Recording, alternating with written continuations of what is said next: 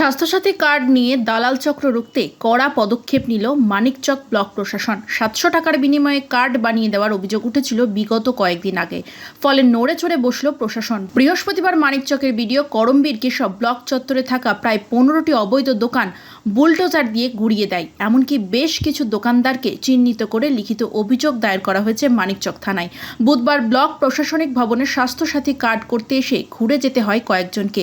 সেই সময় ব্লক চত্বরে থাকা দালালরা তাদের কাছ থেকে 700 টাকা দাবি করে বলে অভিযোগ। টাকা দিলেই কার্ড করিয়ে দেওয়া হবে বলে দালালরা তাদের জানায়। এদিন বিকেলেই ভিডিও ব্লকের বাইরে দেওয়াল ঘেঁষে থাকা সমস্ত অবৈধ দোকান ভেঙে ফেলার নির্দেশ দেওয়া হয়। ঘটনাস্থলে ডাকা হয় মানিকচক থানার বিশাল পুলিশ বাহিনীকে। এরপর ভেঙে দেওয়া হয় অবৈধ দোকানগুলি।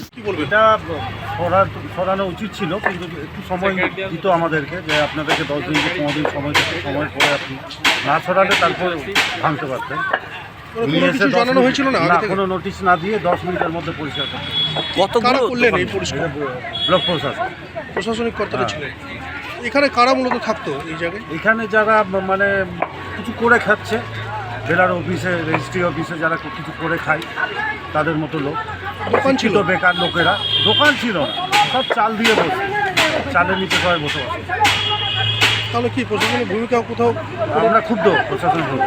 একটা সময় না দিয়ে অবৈধভাবে এসে ভেঙে দেওয়া, এটা উচিত হয়। এই জায়গাতে যারা বসবাস করতো এটা তো সরকারি জায়গা।